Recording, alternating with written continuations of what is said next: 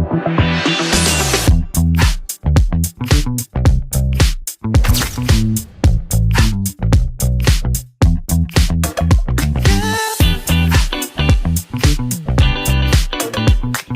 dia, boa tarde e boa noite. Mais um episódio de Investimento à Beça, hoje com meu amigo Jorge Ferreira.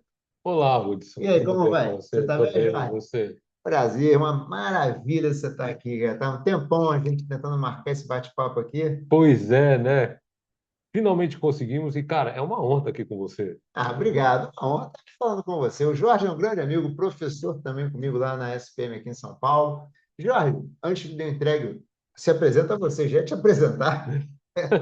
Bom, eu sou Jorge Ferreira dos Santos Filho, sou profissional do mercado financeiro há quase 25 anos. Minha carreira toda é no Banco do Brasil. Eu, estando no Banco do Brasil, fiz minha carreira toda na área de comércio exterior e negócios internacionais, carreira quase toda. Fiquei um ano, o primeiro ano que eu trabalhei foi numa agência, depois eu já fui para a área de negócios internacionais. Nessa minha carreira no Banco do Brasil, eu fui analista, fui operador de câmbio durante algum tempo, eu fui International Business Manager, né, que é o gerente de negócios internacionais, e há quase 2 anos e meio, eu trabalho na unidade de negócios internacionais, que é a diretoria de negócios internacionais do Banco do Brasil, e lá eu trabalho com indução de negócios e na formulação de estratégia de negócios internacionais do Banco do Brasil. Além disso, como você citou, eu sou professor na SPM, sou professor visitante no Mackenzie. Minha formação é em relações internacionais, eu sou especialista em economia internacional, mestre e doutor pela SPM em administração, com pesquisa em negócios internacionais e estratégia. Nossa, tá legal, hein? Que você é especialista mesmo, né? É, uma coisa foi trazendo a outra, né? Foi puxando, foi trazendo outra para a carreira. Eu sempre tive interesse desde que eu entrei no banco em trabalhar com negócios internacionais e foi mais ou menos na época que eu entrei na graduação. E aí eu fui me especializando. Chegou um determinado momento em que eu virei e falei assim, agora eu preciso aprofundar mesmo, né? Foi quando eu decidi fazer o mestrado. E eu fiz o mestrado, saí do mestrado bem cansado, né? Porque a gente sai do mestrado cansado, né? E Imagina, trabalhando, então? carreira de gerente de negócios internacionais e fazendo o mestrado, eu fiz um mestrado acadêmico ainda, né? A gente tinha poucos mestrados na época, mestrados profissionais de qualidade, hoje já tem mais, né? O Brasil parece estar caminhando para essa linha do mestrado profissional, então eu fiz um mestrado acadêmico que ainda era mais pesado em termos de leitura, pesquisa, publicação, participar em congresso. Eu saí do mestrado bastante cansado, não queria nem ler revista em quadrinhos, de tanto que a gente teve, de tanto que a gente teve que pesquisar, tão pesada que foi a pesquisa. Eu tinha alguns meses que eu tinha defendido a dissertação, eu estou voltando do evento do banco. Essa história é bacana, né? Eu acho, né? É, eu estou voltando de um evento do banco, que foi lá em Florianópolis. E na saída do aeroporto, eu, eu encontro o Federico Turola, que foi meu orientador no mestrado, e começou como meu orientador no doutorado. Ele, na época, era professor na SPM, no programa de pós-graduação Stricto Sensu da SPM. Estou saindo, na mesma porta que eu saí do aeroporto, está lá o Frederico Turola esperando para receber alguém do Ministério da Infraestrutura. E aí eu encontrei com ele e falei, eita, tá aqui para me receber, Fred? Aí ele, não, eu estou aqui para te falar que você tem que fazer o doutorado, porque você ainda tem que publicar um artigo e esse artigo já está pronto para virar um projeto, né? Aí ele brincou comigo e falou: rascunha alguma coisa e me manda, né? E aí virou história, né? Cara, Mês que depois legal. estava matriculado no doutorado, estava em fase de seleção e foi assim, né? Eu meio que emendei o mestrado no doutorado.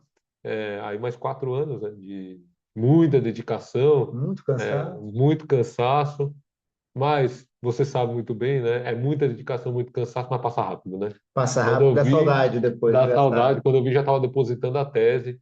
Eu defendi em 23, né? 2023 foi minha defesa. Quando eu vi, já estava depositando a tese, a versão final, já tinha qualificado tudo, né? E aí, emendei uma carreira na docência, né? Eu já dava algumas aulas, Eu sou educador corporativo no Banco do Brasil, já tinha dado aula na educação corporativa da FGV, mais ou menos nessa época o Mackenzie me chamou, e aí do Mackenzie para a SPM, da SPM para o podcast do Hudson. Olha só que maravilha, tá vendo? Esse é o ponto alto, gente. Esse é o ponto alto de toda a história. Mas, Charles, o que são negócios internacionais? Explica um pouquinho o que Muito são boa e por que é pergunta, importante. muito boa pergunta. Negócios internacionais são todos os negócios que envolvem, no mínimo, dois países. Tá, Essa é uma divisão bem ampla, né? Então, quando eu tenho uma empresa que opera só no Brasil, mesmo que ela esteja fisicamente só no Brasil, a partir do momento em que ela, por exemplo, precisa comprar um insumo no exterior, ou seja, teve ela uma relação com alguém. já está fazendo negócios internacionais. É um caso que Tá, está muito em voga. Né, o principal componente da pauta de exportação brasileira hoje são as commodities, né? tá. Principalmente soja, milho, são os principais, né? Soja, milho, depois vem suco de Petróleo. laranja, o petróleo também, né? Soja, milho, petróleo, e aí depois vem suco de laranja, café, açúcar, né? É um negócio que a gente olha muito do lado da exportação, mas ele tem um lado inverso, que é o lado da importação, compra de fertilizante, né? O Verdade. Brasil não é um grande produtor de fertilizante. O tema está muito em voga, porque quase todo fertilizante que a gente compra, ele é escoado pelo Estreito de Hormuz, né? Que a gente está naquela coisa do conflito, Israel, Produzido na Estados Rússia, Estunidos, escola no Estreito de Hormuz, né? escoado no Estreito de Hormuz, chega aqui. Então, mesmo um produtor rural no Brasil que não exporta, sei lá, ele Tá. planta hortaliça, né? Planta alface, planta rúcula, nada do que ele faz é exportado. Ele tem um pezinho no negócio internacional porque Ele provavelmente, não tem diretamente, mas indiretamente mais ele tem. indiretamente, ele tem. Se normalmente quem não está diretamente envolvido na exportação compra o fertilizante de alguém que fez a compra do fertilizante no exterior, trouxe a mercadoria para o Brasil e revendeu, que são as chamadas revendas, mas a gente tem alguns produtores rurais que compram o fertilizante direto Tá. e aí ele já está operando em negócio internacional. Então, importou alguma coisa, exportou alguma coisa, está operando em negócios internacionais. Tem uma outra abertura dos negócios internacionais, que é uma que causa discussão, são empresas eminentemente de negócios locais, né? Não Hum, tem tradição de negócios internacionais. Por exemplo, concessão de rodovia. tá. Tá, a Não, princípio, não tem, né?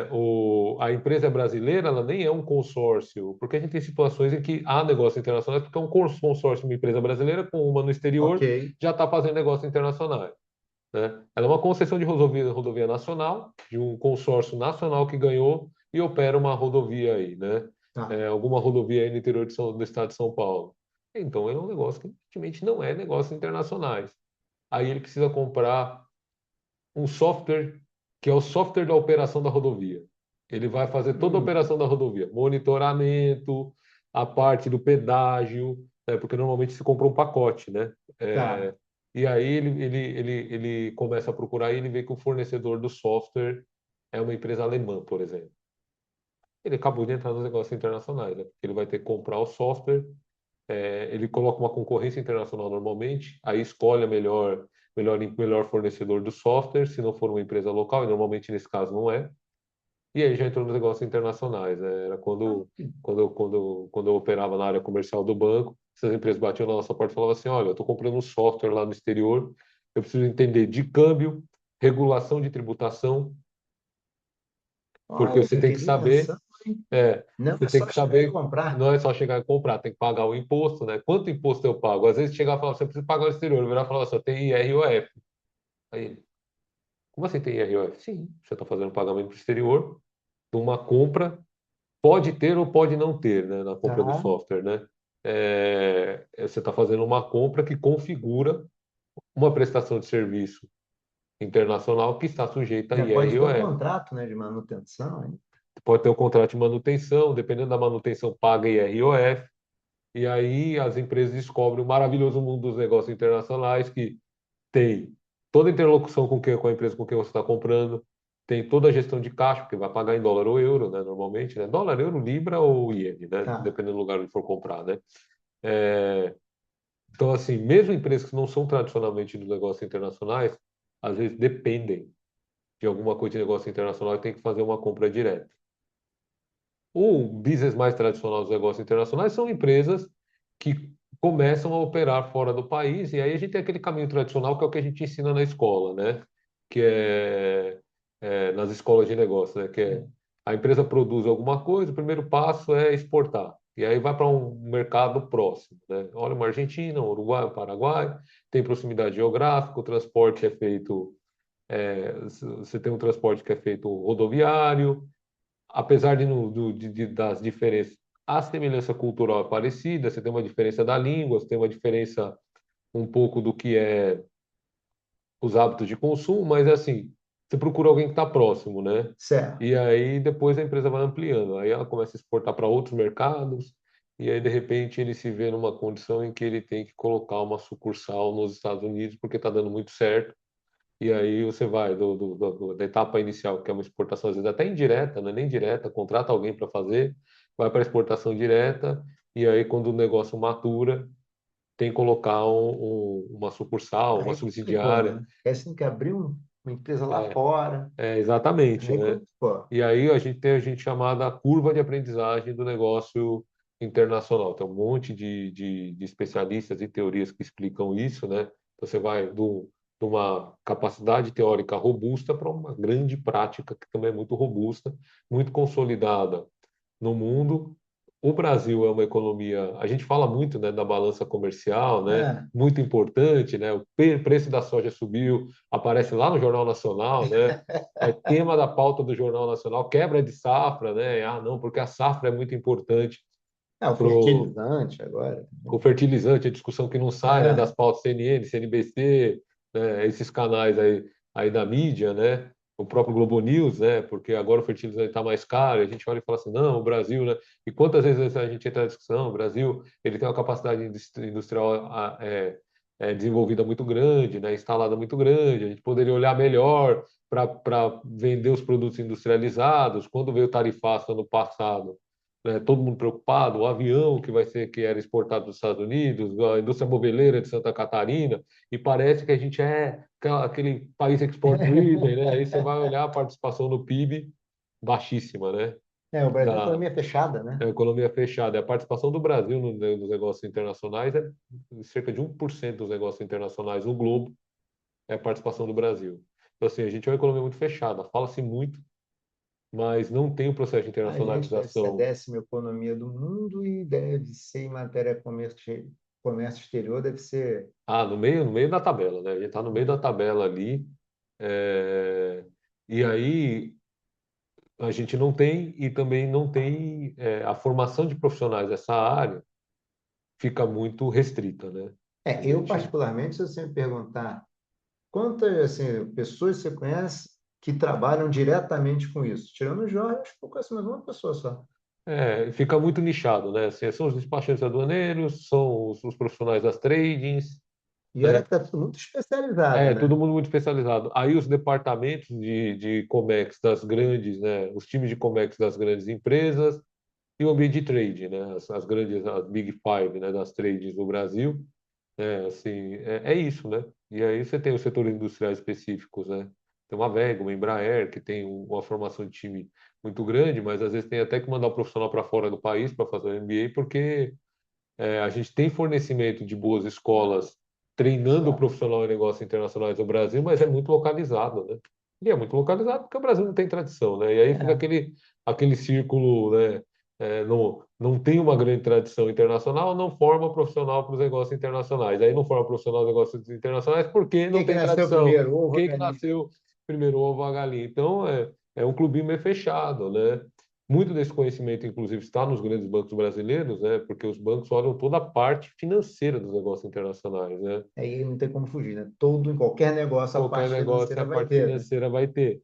E aí, a grande cultura de trade finance está nos grandes bancos brasileiros. É muito engraçado, né? Que o banco brasileiro, e aí eu trabalho no Banco do Brasil, eu tenho uma tradição, tenho uma escola de negócios para negócios internacionais muito estabelecida, a Universidade Corporativa é possivelmente um dos grandes treinadores do empresário brasileiro hoje, parceria com a Apex, tem muita ramificação, né? Você entra na página do banco hoje, você vê lá, tem um portfólio completo de curso de formação em negócios internacionais e é oferecido por um Ah, banco, né? Como é que é? É oferecido por um banco, Olha, né? Você vira e fala esse assim, foi é um um banco. banco que faz papel de uma universidade, porque o empresário ele bate na porta do banco para entender o que é o trade finance, né? Não tem, né? No mercado você, Entendo. Você me você não vê, perguntar, né? tem uma Formação em trade finance.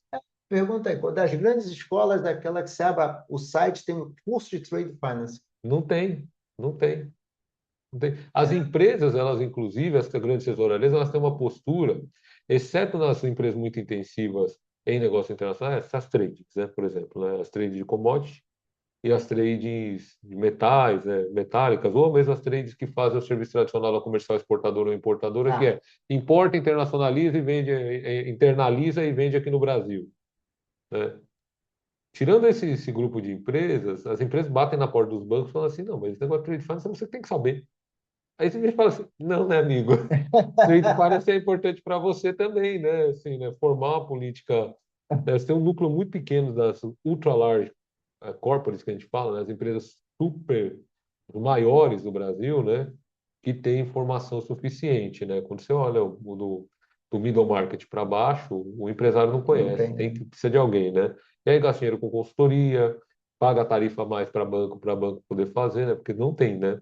Então, assim, gostei muito dessa pergunta porque me permitiu Deu a explicar um pouco oportunidade de mais, né? falar um pouco Um sobre pouco isso, né? sobre esse mercado, que basicamente a definição é muito simples, né? A partir do momento que você começa a fazer negócio com mais de um país, você já está fazendo negócio internacional. E tem um monte de coisa. Quando você falou um negócio de imposto, por exemplo, eu nunca tinha parado. Para mim era uma coisa que você pega lá um carnê-leão e paga. Vai, é um negócio, não, mano, deve ter regras específicas. Você já começa a ter. A gente tem inclusive analistas e consultorias hoje no mercado, muito nichadas, que se especializaram em dar eficiência tributária, né? Que no Brasil é sempre um bom tema. Sempre é um bom tema, né? Então, assim, nada ilegal, nada fora do contexto, mas é assim, eu tenho serviços similares que têm uma classificação diferente na Receita Federal e conforme o formato em que eu vou fazer o pagamento, eu posso pagar os 15% de IR ou os 25%, que na prática é o 17 ponto alguma coisa ou 33 Tá. ponto alguma coisa de IR. Olha a eficiência tributária que eu consigo dar numa classificação. Uma coisa para especialista mesmo, isso E aí. a norma cambial desde 21, né, a nomenclatura Bacen, o Bacen nunca tinha resolvido isso. Ele resolveu, o Bacen não olha imposto, né? O Bacen Tá. ele dá a classificação cambial. Olha só o trabalho que é para o empresário brasileiro. Você tem uma classificação de câmbio de um lado, do outro lado você tem a classificação tributária. Quem faz o matching da coisa é o banco. Normalmente era o banco que estava fechando o câmbio. Ele olha essa lista, compara com essa lista, ele fala assim, ó, mas essa descrição é muito parecida com essa aqui. Ah, então a alíquota é essa daqui. E aí esperava uma auditoria da Receita ou do Banco Central, referendava e o banco criava um livro de enquadramento de operações. Era o livro de enquadramento de operações. Todo banco tem o seu. Né? Em 2021, quando muda a norma cambial novamente, ela entra em vigor em 23,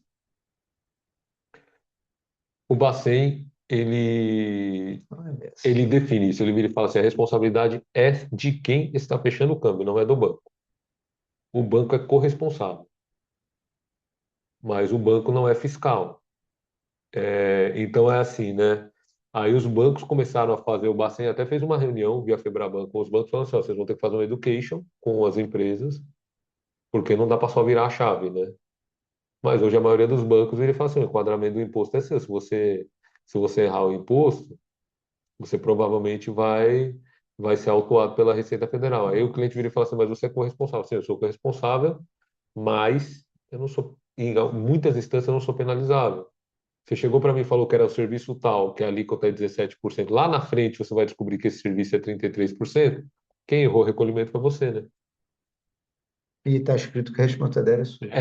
Então, assim, né, a gente viu abertura tanto para bancos oferecerem consultorias nisso, como para profissionais do mercado que tem muita tradição. A gente conhece todo mundo, né? Que é um clubinho pequeno de Imagino que pessoas, né? seja assim, né? E aí tem um pessoal que faz uma consultoria nisso, eficiência tributária. Isso a gente está falando de fechar câmbio, que tem alguns tabus na economia brasileira, né? Que assim, você falou É. assim, ó, abriu uma empresa num país que é considerado paraíso fiscal. Ah, não, ele está fazendo evasão de divisa, né?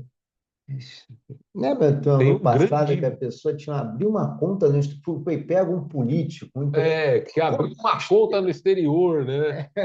E você tem uma série de regulações. E a gente tem que separar uma coisa da outra. Tem muita lavagem de dinheiro no exterior? Tem. Mas a gente tem um arcabouço fiscal e regulatório do Brasil muito bem estabelecido, declarações determinadas. O exportador brasileiro tem que declarar na declaração de imposto de renda dele tudo que ele, se ele tem uma conta no exterior, permitida pela regulação brasileira, né? A pessoa física ou jurídica brasileira pode ter conta aberta no exterior, inclusive em paraíso fiscal. Se você é exportador, você declara que você exportou no ano fiscal subsequente, como é a declaração de imposto de renda. Então, esse ano até junho, o exportador brasileiro declara o que ele movimentou na conta dele no exterior, na Tá. declaração de IR dele. Se não é movimentação relativa à exportação, existe uma declaração chamada CBE, né, que é Capitais Brasileiras do Exterior. Pessoas jurídicas e pessoas físicas enquadradas na CBE têm que fazer a declaração. A declaração do IR, desde o ano passado, por conta da popularização das contas em moeda estrangeira, que agora a pessoa física É, que vai tem viajar. plataformas Se aí, você abre. aplicou seu dinheiro no ETF de um tesouro dos Estados Unidos, você vai ter que declarar, né? Então, eu lembro ano passado veio uma enxurrada de perguntas da mídia para quem era da área internacional. Como é que declara? Como é que eu coloco? Do jeito que você declara, vai ter uma aba lá aberta dizendo assim, ó, recurso mantido no exterior, você vai falar quanto teve, apurar quanto deu de resultado se você aplicou, e em cima disso vai ter um impostinho. Como você declara Sim. os seus investimentos aqui no Brasil? Então, assim, é tudo legalizado, né? Tem impunidade? Tem. Tem evasão fiscal? Tem. Mas não tem um crime ou uma sonegação ou uma contravenção se eu abrir uma conta, se a minha empresa abrir uma conta nas Ilhas Caimã, nas Ilhas Virgens Britânicas, na Suíça e fizer uma movimentação legal e declarada para as autoridades competentes. Você não está cometendo crime nenhum, né? Mas no Brasil tem, Né, né, no esse mito, Brasil, né? é. Ah, tem uma conta num paraíso fiscal. E aí, se você for olhar as grandes corporações brasileiras, as empresas brasileiras, a quantidade de empresas, se não todas, quase todas têm uma conta lá. Porque o que acontece é o seguinte: quando uma empresa começa a operar no negócio internacional e ela começa a operar seriamente, ela tem uma carga tributária no Brasil muito pesada. O Brasil é ineficiente tributariamente, porque ele não tem só uma carga tributária pesada. O Brasil também tem um sério problema de o arcabouço tributário legal é muito pesado. Então, assim, você tem que ter um departamento tributário na empresa, Número de horas para você ter ocuidade número de tributária. horas. Então, é assim, é muito trabalhoso. E a legislação brasileira permite que você abra a holding da sua empresa em algum outro lugar e consolide o seu balanço lá fora, Legalmente. legalmente, que é o que a maioria das empresas brasileiras faz, né? Colocar a holding, ou se ela é uma empresa comercial, né, uma grande exportadora, ela coloca um trading hub que a gente fala, né, que é a trading dela, né, vendendo lá de fora, porque lá ela captura duas eficiências. Ela tem uma alíquota de imposto menor e ela está consolidando lá no exterior, então ela deve Tá. primariamente as declarações dela para o fisco do local onde ela está e, em segunda instância, para o fisco brasileiro. Ela faz toda a movimentação dela por lá, ela tem uma carga tributária menor e também tem uma gestão fiscal menor, por quê? Porque o arcabouço jurídico de muitos países, sendo paraíso fiscal ou não, É mais simples que é a mais gente. simples, né? Você coloca uma pessoa e a pessoa cuida de todo o tax que a gente fala, né? De toda a parte tributária da empresa, uma pessoa, duas pessoas conduzem, né? Não tem crime nenhum. Não tem É crime questão nenhum. só de eficiência. É uma questão de eficiência, né? Você dá eficiência tributária para a empresa. Por isso que a maioria das empresas brasileiras de grande porte seguiu esse caminho, né? Vai olhar uma grande empresa brasileira, ela vai ter uma offshore, que é o hub de venda delas, ou alguma holding lá no exterior. Quando você fala o hub de venda dela, produto é feito no Brasil, Isso. exportado, mas ele é exportado aqui do Brasil. Mas Sim. tributado lá fora, não, né? Aí o que acontece é o seguinte: a vendedora é a empresa que está lá fora. A invoice, a fatura, essa é da empresa que está lá fora. Ah, O embarque sai do Brasil. Então, assim, venda de soja para a China. Todas as grandes internacionais que operam no Brasil e as brasileiras vão operar desse jeito. Ela abre um offshore. Essa offshore é o hub de vendas dela, é o tá. vendedor. Então, é a empresa X International. A fatura, que é o equivalente à nota fiscal, a commercial invoice, que é o equivalente brasileiro à nota fiscal, vai sair por lá. O embarque sai daqui. A empresa brasileira está vendendo para essa empresa X vende para Y. e Y vende para o comprador final, mas o embarque sai de X.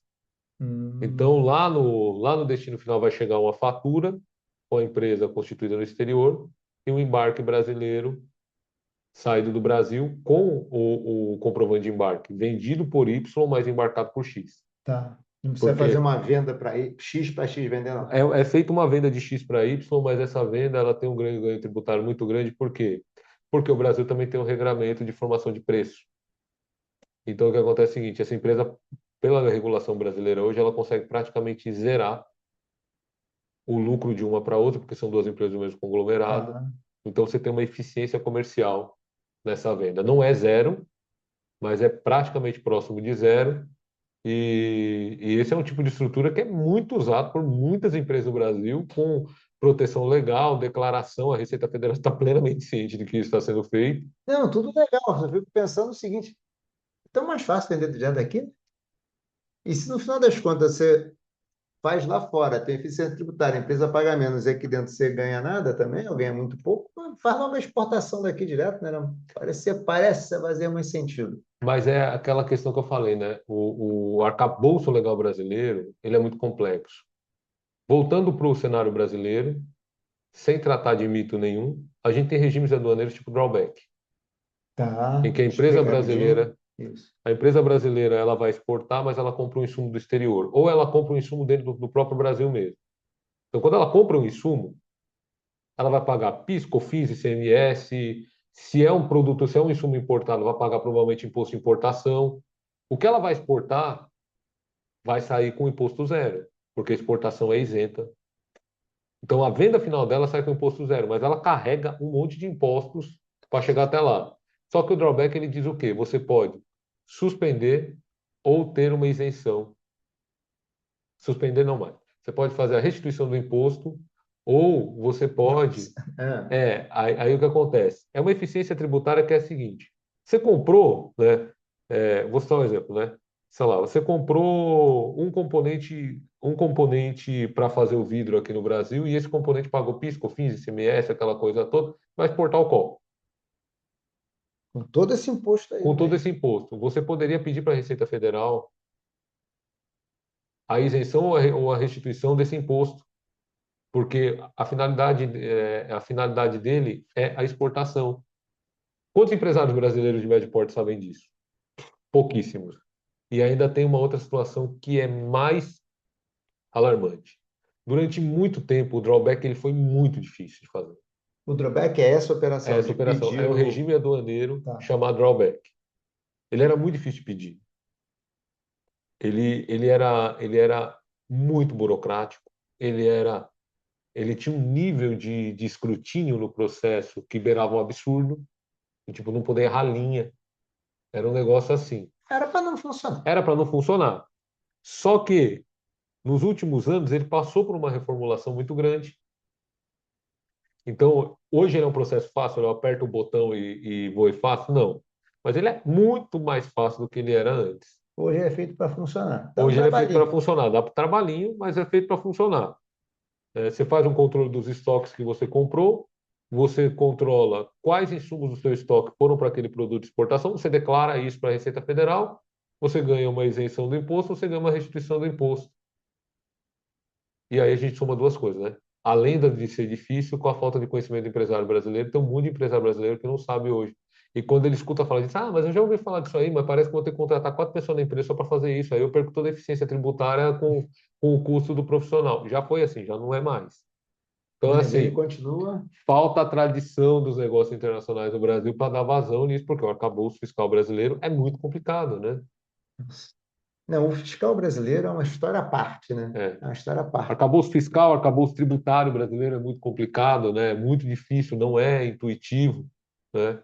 E aí as empresas, quando elas chegam num nível de operação e quando uma parte do faturamento dela começa a realmente depender dos negócios internacionais, ela precisa migrar uma parte da operação para o exterior, para algum lugar em que a operação flua melhor.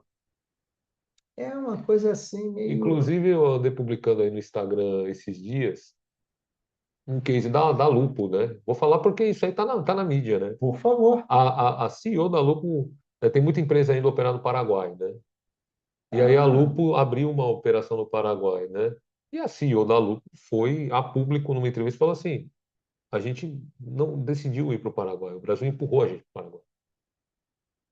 A Lupo olha. abandonou o Brasil? Não, mas ela entendeu que a regulação no Paraguai, tanto fiscal quanto o arcabouço tributário, era muito mais fácil, ele é menor também. Então ela falou assim: a gente agora tem uma operação no Paraguai Está que exportando roda por bem. lá também. É. Ela Olha vende um só. pouco por lá, ela traz de lá para o Brasil, ela faz uma parte da gestão tributária por lá, porque está muito mais fácil. Inclusive, essa é a chamada lei de maquila, né? No Maquila. Paraguai. É, É. porque é aquela coisa das maquiladoras, sabe? Muito Sei. comum no México, né? O México ele mudou um pouco a plataforma industrial, mas até o início dos anos 2000, o México tinha basicamente empresas maquiladoras. O que são as empresas maquiladoras? Tudo era produzido nos Estados Unidos, em partes, as peças, ou as peças vinham de lugares, de diversos lugares do mundo, Tá. e aí era feito o assembly, né? Ou seja, montagem, né? Você está falando de um eletrodoméstico, né? Pega Então o motorzinho, pega. você tem lá o micro-ondas, né? Você pega o motor do micro-ondas, você pega o chassi, você pega o painel do micro-ondas, monta e transporta para os Estados Unidos. Essas são as chamadas empresas maquiladoras. Alto nível de eficiência na entrega, baixíssimo nível de aprendizado. Por quê? Porque praticamente eles não desenvolvem nada lá, eles montam, Sim. né? Ah, O Paraguai, ele criou alguns anos atrás uma lei de maquila, que é justamente isso. Se você fizer o assembly do seu produto aqui, você tem uma isenção tributária grande. Eu acho que assim, nos últimos anos foram quase 400 empresas debaixo da lei de maquila montar a operação no Paraguai, 60% é empresa brasileira. 200 e tantas empresas são brasileiras, né? caramba! Por conta disso, né? Porque viram um arcabouço fiscal, benefício tributário, facilidades de operar. Estou dizendo que é um modelo que todo mundo tem que seguir? Não, mas é um modelo que tem demonstrado eficiência em Estou algum impressionado. nível. Tá impressionado, tá impressionado. Ou seja, mais uma oportunidade perdida no Brasil. Mais uma oportunidade Mais perdida uma no, no no Brasil. Brasil. Impressionante. E aí a Fala, gente fala. fica naquela situação que é o que eu falei, né? A gente tem uma base industrial que não tem nos nossos vizinhos, né? Sim. Tem nada parecido. A coisa mais parecida que a gente tem próximo é o México, né? Em termos de base industrial, Só você que a tem indústria brasileira vem arrependida, né? vem regredindo. Essa desindustrialização é um fenômeno global que é mais agudo no Brasil, né? Sim, Então, ok. assim, ela é um fenômeno global, né? Vários centros estão desindustrializando, até a própria China tem um certo índice de É desindustrialização. porque de substituição por serviço, não é que a indústria, é que o serviço está O crescendo, ela serviço está perde crescendo, espaço na pizza. a indústria perde espaço na pizza, você tem aquele fenômeno que eu acho bem holístico, bem bonito, o nome, que é a desmaterialização do mundo, né? A gente Coisa tem, filosófica, hein? a desmaterialização do mundo, coisa filosófica, né? Que é, a gente tem espaços cibernéticos tomando lugar do que era a plataforma real, né? Para os alunos eu normalmente falo isso, né? O fenômeno da desindustrialização no Brasil é agudo e crônico, e ele precisa ser mapeado porque o Brasil realmente perde mais do que alguns concorrentes por conta de tudo isso que a gente tem. Mas voltando àquele argumento que eu tinha dado, o Brasil tem base industrial completa, né? O Brasil tem indústria de base, o Brasil tem indústria automotiva, ainda que seja predominantemente multinacional, tem indústria de linha branca, Sim, tem produção de tecnologia, tem tudo. A gente olha e fala assim, poderia ter mais produção de tecnologia, muito mais do que sim. tem. Mas o Brasil tem base industrial, né? Alguns anos atrás eu fiz uma visita na Tetra Pak, Sei que era um das cliente caixinhas, meu. né? Aí o gerente financeiro na época, né, isso já vai fazer alguns anos, pode ser que tenha mudado.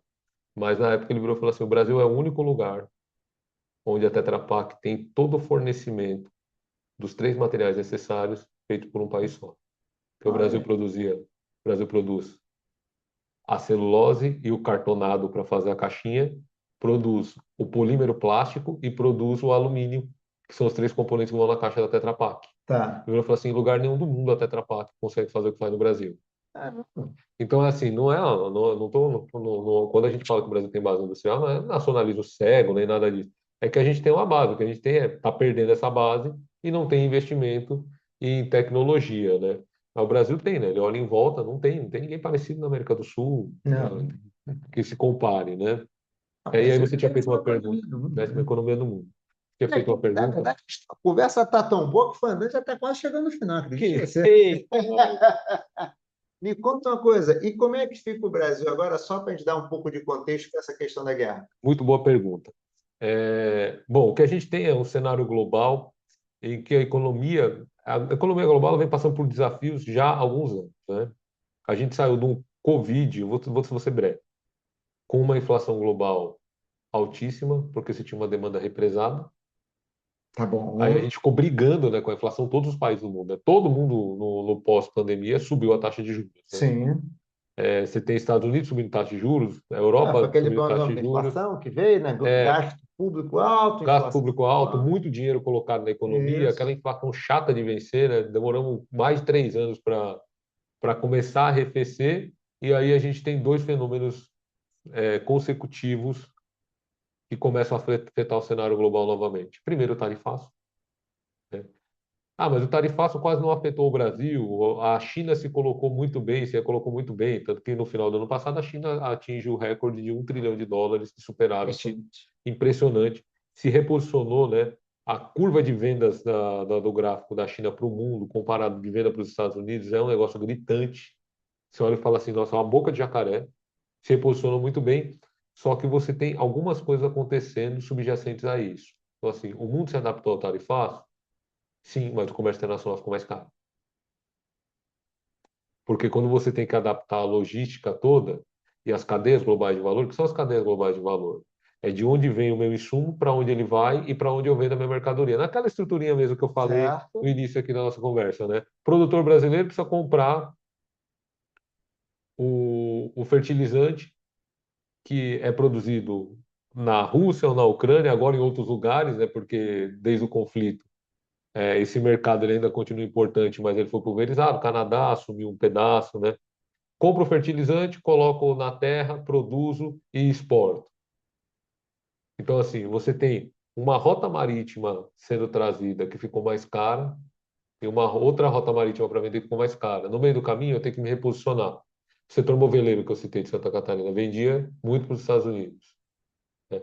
Sofreu um baque com o tarifaço, teve que se reposicionar. Recontratar frete, olhar novas rotas marítimas, correr atrás de novos compradores, tudo isso custa caro. Então, o comércio internacional ele já vem custando mais caro desde o início do ano passado. O que que a gente tem com o conflito agora? A gente tem o insumo fundamental da economia, que é o petróleo, passando por uma agitação de preço que está contida, mas ela já mexe no cenário global, porque, como você sabe, o petróleo é insumo transversal, né? Sim. Então, ele é usado para produzir os combustíveis, e aí subiu o combustível, os Sim. preços Diesel, sobem. O gasolina, tudo diesel, isso. gasolina, o combustível de aeronave, né? As aéreas estão todas agora desesperadas, né? Porque o Sim. preço nos Estados Unidos mesmo do combustível de aeronave dobrou, né? Por conta do conflito. Mas ele também é usado para fabricar polímero. Então, assim, o chassis, na maior parte das coisas que a gente compra aqui de É tudo plástico, plástico, né? é o polímero de plástico que tem como base o petróleo. Então, assim, é um insumo transversal. Subir o preço do petróleo, você sobe os preços da economia globais inteiros. Sim. E aí a gente tem um benchmark, para mim está muito claro, né? Porque eu estava lá no dia que aconteceu, né? Tem que falar com a mídia, essa coisa toda, né? Na sexta-feira anterior ao início do conflito, já estamos indo para 2 meses de conflito, né? É isso Sexta-feira aí. anterior, o preço do barril do petróleo, o Brent, que é o grande formulador do preço do petróleo no mundo, US$ 73 o barril. No dia do conflito, num sábado, o preço do futuro já sobe para 90. Na segunda-feira a gente abre com 91. Então você teve um ganho de preço de quase 20% em um final de semana.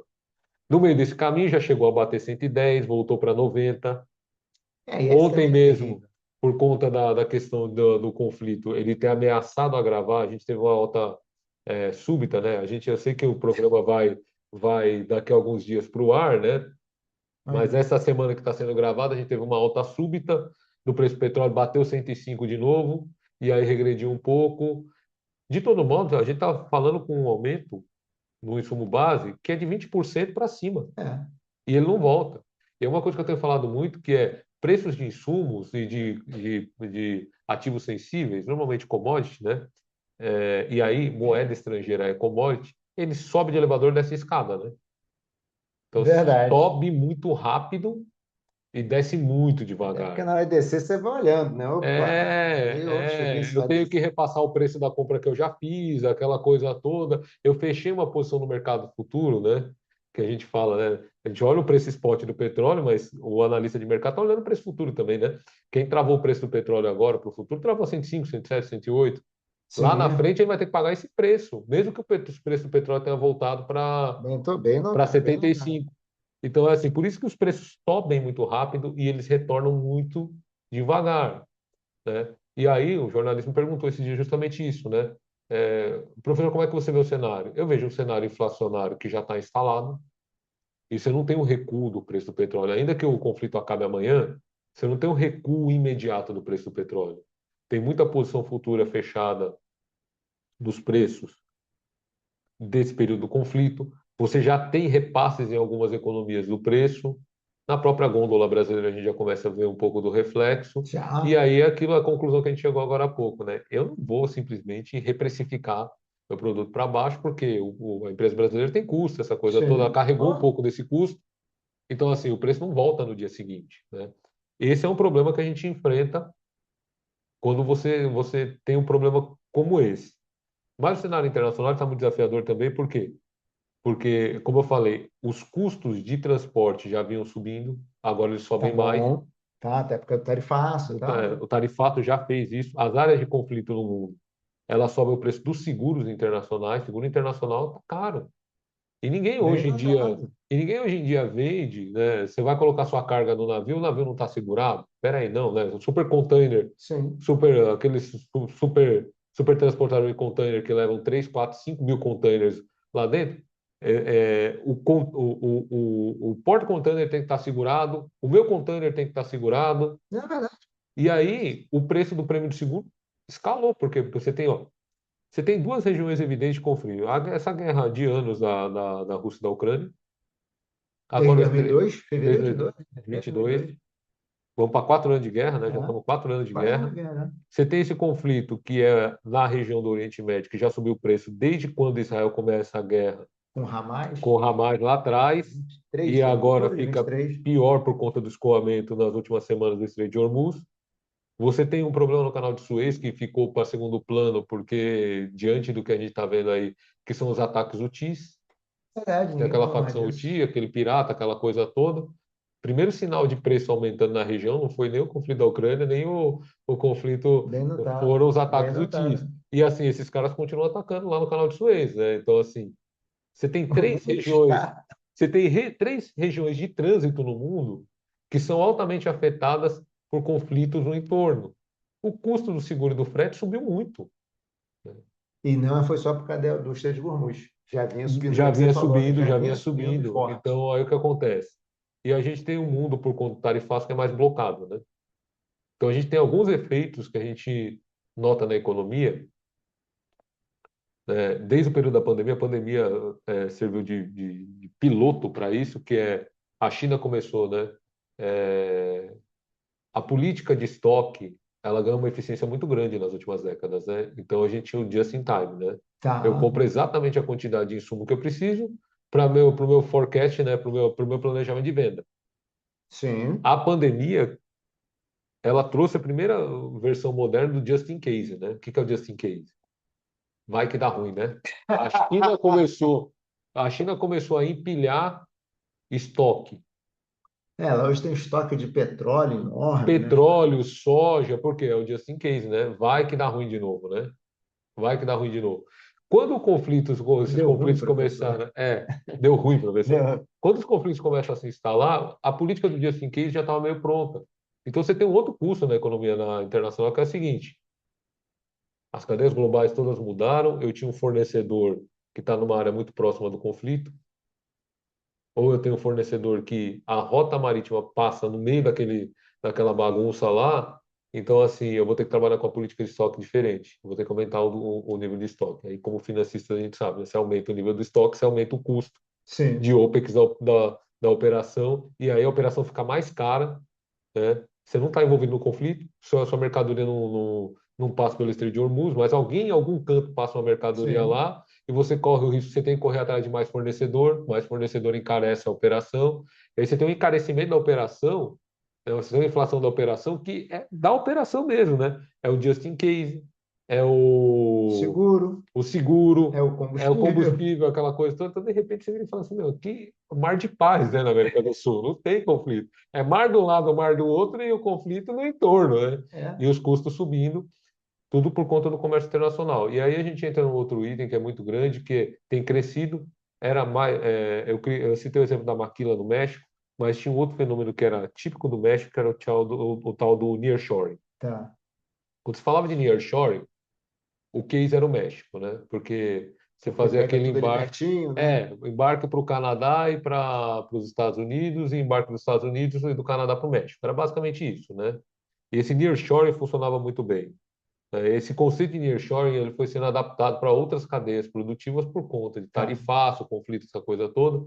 Então, o nearshoring ele é uma tendência que veio para ficar. Se ele não é implementado, ele é pelo menos estudado nas grandes empresas. Do tipo assim, ó, não fica mais barato eu comprar aqui da América do Sul ou eu vender aqui para a América do Sul. Ou seja, a globalização vai perdendo um pouco de O espaço. fenômeno que é muito discutido aí por teóricos, pessoal da história, o pessoal da ciência política, né, os próprios internacionalistas, que seria uma globalização regionalizada ou uma desglobalização, né? Use a Interessante. terminologia que você quiser.